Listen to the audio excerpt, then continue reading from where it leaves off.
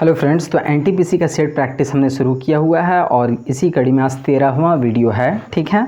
और ये जो क्वेश्चन पूछा गया था ये 9 जनवरी 2021 को जो एग्ज़ाम हुआ था एनटीपीसी का, उसके सेकंड शिफ्ट का ये क्वेश्चन है। इसका पहला क्वेश्चन है कि केंद्र शासित प्रदेश दादर और नागर हवेली से प्रवाहित होने वाली सबसे प्रमुख नदी कौन सी है। ठीक है। तो दादर और नागर हवेली ये जो है भारत का एक यूनियन टेरिटरी है, केंद्र शासित प्रदेश है। इससे जो प्रवाहित नदी होती है, ऑप्शंस है पार नदी, पिंजाल नदी या दमन गंगा या फिर नर्मदा। तो इसका जो आंसर है वो है दमन गंगा नदी। दमन गंगा नदी दादर और नागर हवेली से होकर प्रवाहित होती है। दूसरा नंबर क्वेश्चन है 1857 में अंग्रेज़ों ने मुगल वंश के अंतिम शासक को बर्खास्त किया था, उनका नाम क्या था। तो बहादुर शाह ज़फ़र। बहादुर शाह ज़फ़र ये जो है आखिरी मुग़ल शासक थे जिसके वक्त में जो है 1857 का विद्रोह हुआ। और इस विद्रोह के बाद ये चूँकि बागी थे, अंग्रेज़ों के बागी हो गए थे और फिर से जो है मुग़ल सल्तनत बढ़िया से कायम करना चाहते थे, इसीलिए इन्हें रंगून जो कि म्यांमार में है वहाँ निर्वासित कर दिया गया और यहीं पर इनकी मृत्यु हुई। ठीक है। तीसरा नंबर क्वेश्चन है डैश ने भारतीय और यूरोपीय शैलियों को एकीकृत करके मुंबई में ताज होटल पैलेस होटल का निर्माण कराया। ताज होटल भारतीय और यूरोपीय शैलियों को मिक्स करके ताज होटल का निर्माण किया। किसने किया। ऑप्शंस हैं रतन टाटा, जमशेदजी टाटा, JRD टाटा या फिर RD टाटा। तो देखिए जमशेदजी टाटा जो थे इन्होंने ताज होटल का निर्माण कराया था। और जो टाटा फैक्ट्री जो लगी झारखंड में पूर्वी सिंहभूम ज़िले में जमशेदपुर में, तो वो भी इन्हीं का प्रयास था। हालांकि इनकी मृत्यु जो है 1904 ईस्वी में हो गई और 1907 ईस्वी में फैक्ट्री सिचुएटेड हुआ, लेकिन फिर भी इन्हें ही फाउंडर कहा जाता है टाटा स्टील फैक्ट्री का, चूँकि इन्होंने ही परमिशंस लिए थे उस समय के भारत सचिव और उस समय के भारत के वायसराय से। तो ये जो है इनका आंसर होगा जमशेदजी टाटा। इनका पूरा नाम है जमशेदजी नौशेरवानजी टाटा।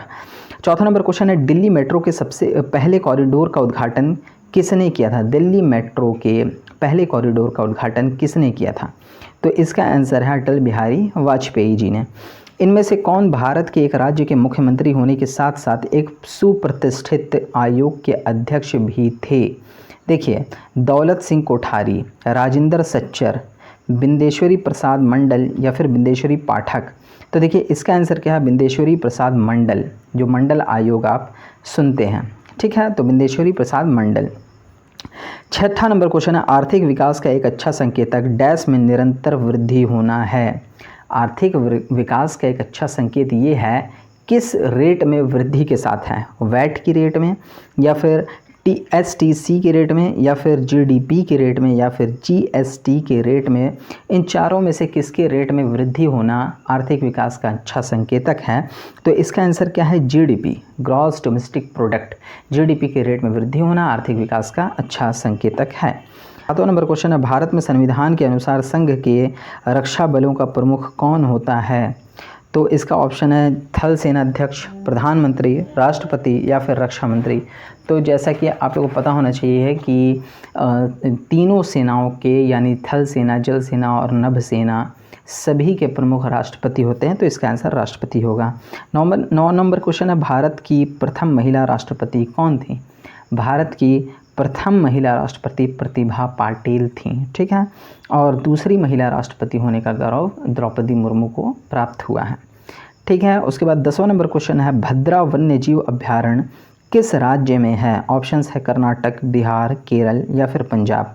तो देखिए इसका आंसर क्या है, कर्नाटक। भद्रा वन्यजीव अभ्यारण्य ये कर्नाटक में है। 11वां नंबर क्वेश्चन है भारत में श्वेत क्रांति मूलतः किस राज्य से शुरू हुई थी। श्वेत क्रांति किस राज्य से शुरू हुई थी। तो ये जो है गुजरात से शुरू हुई थी और उसी समय गुजरात ने अमूल फैक्ट्री लगाया था, आनंद मिल्क यूनियन लिमिटेड। इसका फुल फॉर्म भी पूछा जाता है। ठीक है, अमूल का आनंद मिल्क यूनियन लिमिटेड। ठीक है। तो श्वेत क्रांति गुजरात से शुरू हुई थी। बेटी बचाओ बेटी पढ़ाओ अभियान के एक हिस्से के रूप में बालिकाओं के लिए विशेष रूप से लॉन्च किए गए बैंक खाते का नाम क्या था। कन्या धन, सुकन्या समृद्धि, धनलक्ष्मी या फिर कन्याश्री। तो देखिए सुकन्या समृद्धि है ना, इसका सही आंसर है सुकन्या समृद्धि योजना भी कहते हैं। तो बैंक खाता जो खोला गया था इसी नाम से सुकन्या समृद्धि। ठीक है, इसका आंसर यही होगा। 13वां नंबर क्वेश्चन है, सन 1944 में भारत के बड़े उद्योगपतियों ने एकजुट होकर स्वतंत्रता मिलने के बाद देश में नियोजित अर्थव्यवस्था की स्थापना के लिए एक संयुक्त प्रस्ताव का मसौदा तैयार किया था। उस मसौदे को किस नाम से जाना जाता है? ठीक है, 1944 में, ये बहुत ही इंपॉर्टेंट है। प्री नियोजन जो था, भारत के आज़ाद होने से पहले जो आर्थिक नियोजन चल रहा था, उसमें बॉम्बे प्लान का आपने नाम सुना होगा। बम्बई के 8 प्रमुख उद्योगपतियों के द्वारा तैयार किया गया एक प्लान था विकास का, इंडिया के विकास का, उसका नाम है बॉम्बे प्लान 1944 में। इसका ऑप्शन है द कलकत्ता प्लान, या फिर the Madras plan, the Delhi plan, या फिर द बॉम्बे प्लान। तो द बॉम्बे प्लान इसका आंसर होगा। ठीक है, और चौथा नंबर क्वेश्चन है,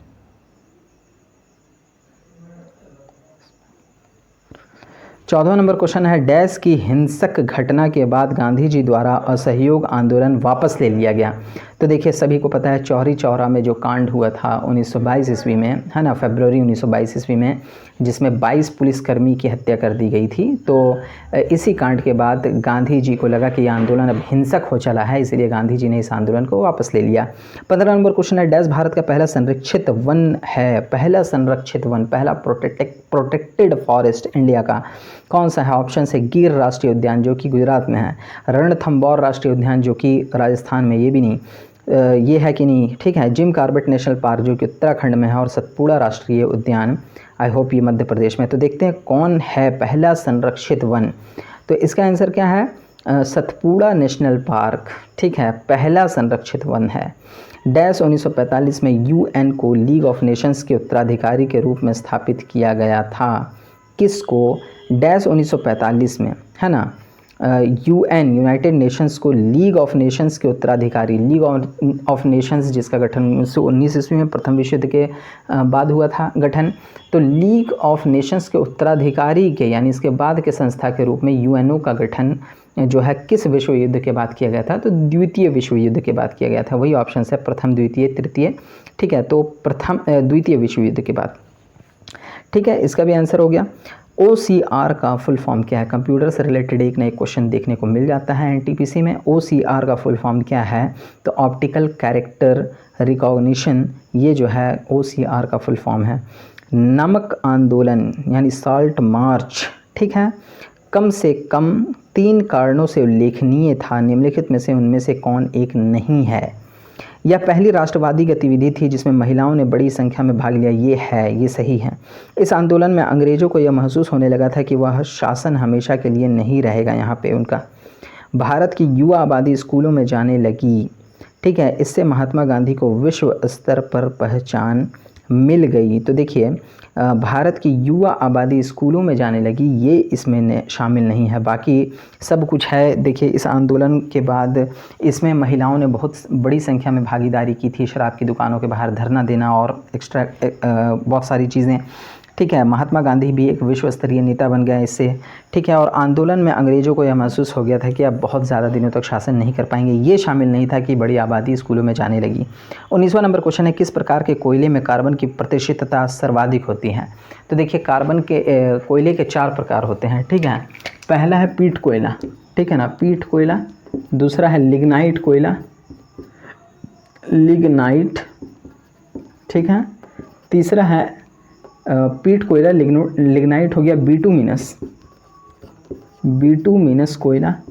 और चौथा नंबर है एंथ्रासाइट, एंथ्रासाइट। तो देखिए, इसमें जो पीट कोयला है इसमें सबसे कम कार्बन होता है। ठीक है, 55 से 58 लगभग। लिग्नाइट कोयला, इसमें लगभग 60 से 68% कोयला होता है, या फिर 60 से 70%। बिटुमिनस कोयला में 78 से 84% लगभग होता है।